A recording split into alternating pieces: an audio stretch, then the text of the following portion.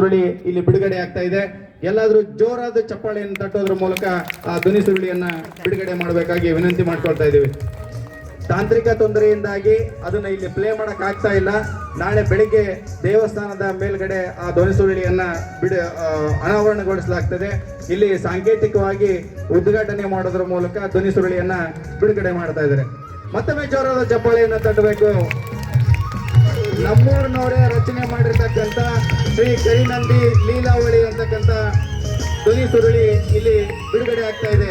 ಶ್ರೀಯುತ ನವಲಿ ಮಠದ ಚನ್ನವೀರಯ್ಯನವರು ನಮ್ಮೂರಿನ ಪ್ರತಿಭೆ, ನಮ್ಮೂರಿನ ಸಾಹಿತಿಗಳು. ನಾ ಹೇಳಿದಾಗೆ ಅಗ್ರಿ ಗಜಾಪುರ ಯಾವುದಕ್ಕೂ ಕಡಿಮೆ ಇಲ್ಲ. ಇಲ್ಲಿ ಕಲೆ ಇದೆ, ಸಂಸ್ಕೃತಿ ಇದೆ, ಧರ್ಮ ಇದೆ.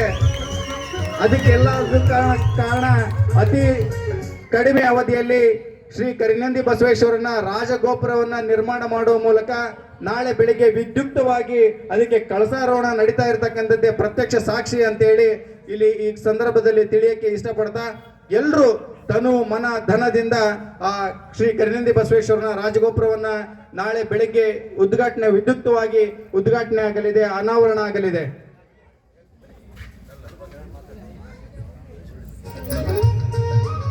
ನವಲಿ ಮಠದ ಶ್ರೀಯುತ ಚನ್ನವೀರಯ್ಯನವರು ತಮ್ಮ ರಚನೆಯ ಕರಿನಂದಿ ಬಸವೇಶ್ವರ ಪ್ರಭಾವಳಿ ಧ್ವನಿ ಸುರುಳಿಯ 2 ಮಾತುಗಳನ್ನು ಆಡಬೇಕಾಗಿ ವಿನಂತಿ ಮಾಡ್ಕೊಳ್ತಾ ಇದ್ದೀನಿ.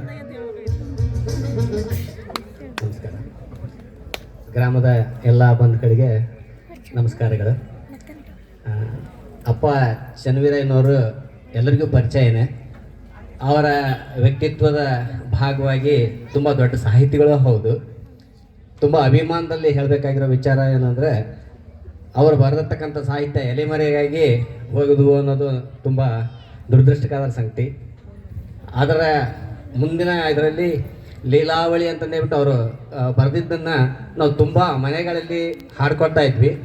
ಆದರೆ ಕರಿನಂದಿಯ ಲೀಲಾವಳಿ ಸುಮಾರು ವರ್ಷಗಳ ಕಾಲ ನಮ್ಮ ದೇವಸ್ಥಾನದಲ್ಲಿ ನಮ್ಮ ಕರಿನಂದಿಯ ಸುಪ್ರಭಾತ ಇರಬೇಕು ಅನ್ನೋದೊಂದು ಅಭಿಮಾನ ಬಂತು. ಹಾಗಾಗಿ ನಮ್ಮ ತಾಯಿಯ ಒತ್ತಾಸೆ ತುಂಬ ಆಯಿತು. ತಮ್ಮ ಇಷ್ಟು ದಿನವೂ ಅಪ್ಪ ಬರೆದಿದ್ದಿತ್ತಲ್ಲಪ್ಪ, ನೀವೆಲ್ಲ ಯಾಕಂದಿರಿ, ಸುಮ್ಮನೆ ಒಂದು ಎಲ್ಲ ಹಾಡ್ತೀರಿ ಮಾಡ್ತೀರಿ, ಅದನ್ನ ಯಾಕೆ ಮಾಡಿಸ್ಬಾರ್ದು ಅಂತಂದೇಳಿ ಅದೇ ರೀತಿಯಾಗಿ ಅವನ ಒತ್ತಾಸೆಯಾಗಿ ಒಂದು ಸ್ವಲ್ಪ ಮನಸ್ಸು ಮಾಡಿ ಅದರದ ಮ್ಯೂಸಿಕ್ನ ನಾವು ರಾಗ ಸಂಯೋಜನೆ ಮಾಡಿಸಿ ಈಗ ದೇವಸ್ಥಾನಕ್ಕೆ ನನ್ನ ಸೇವೆಯನ್ನು ಸಲ್ಲಿಸ್ತಾ ಇದ್ದೀವಿ. ಇಷ್ಟು ಆದರೂ ಅಲ್ಲಿ ಲೀಲಾವಳಿ, ಕರಿನಂದಿ ಲೀಲಾವಳಿ ಅನ್ನೋದು ಊರು ಹುಟ್ಟಿದ ಹಿನ್ನೆಲೆಯನ್ನು ಆ ಕರಿನಂದಿ ಬಸವೇಶ್ವರ ಹ್ಯಾಕ್ ಬಂತು ಅನ್ನೋ ವಿಚಾರವನ್ನು ಅಪ್ಪ ಆ ಕವಿತೆಯಲ್ಲಿ ಬರೆದಿದ್ದಾರೆ. ಮತ್ತು ಈ ಹಿಂದೆ ಬಹುಶಃ 60ರ ದಶಕದಲ್ಲಿ ಪಂಚಪೀಠದ ಒಂದು ಇಲ್ಲಿ ಮೆರವಣಿಗೆ ಆಗಿತ್ತು. ಅದರ ವಿಚಾರದಲ್ಲಿ ಕರಿನಂದಿ ಬಸವೇಶ್ವರನ ಸನ್ನಿಧಿಯಲ್ಲಿ ಮತ್ತು ಅಗರಿ ಗಜಾಪುರ ಅನ್ನೋದು ಎಲ್ಲ ಪಂಚಪೀಠಗಳ ಮೆರವಣಿಗೆಗೆ ಒಂದು ಸಾಕ್ಷಿಯಾಗಿತ್ತು. ಅದರ ಡಾಕ್ಯುಮೆಂಟ್ ಮಾಡೋಕ್ಕೋಸ್ಕರ, ಅದರ ದಾಖಲೆಗೋಸ್ಕರ ಅವರು ಹಾಡು ಬರೆದಿದ್ರು. ಅದರ ವೈಶಿಷ್ಟ್ಯತೆ ಇತ್ತು, ಕರಿನಂದಿಯ ಮತ್ತು ಗಜಾಪುರದ ಸಾಂಸ್ಕೃತಿಕವಾಗಿ ಎಷ್ಟು ಇತ್ತು ಅನ್ನೋ ವಿಚಾರವನ್ನು ಆ ಹಾಡಿನಲ್ಲಿ ಬರೆದಿದ್ದಾರೆ. ಅದು ಕೂಡ ರಾಗ ಸಂಯೋಜನೆ ಆಗಿದೆ. ಇಷ್ಟು ನಾವು ಇನ್ನು ಮುಂದೆ ಕರಿನಂದಿ ಬಸವೇಶ್ವರನ ಲೀಲಾವಳಿಯನ್ನು ನಮ್ಮ ಗೋಪುರದಲ್ಲಿ ಕೇಳ್ಬೋದು ಅನ್ನೋದೇ ಒಂದು ಸಂತೋಷಕರವಾದ ವಿಚಾರ.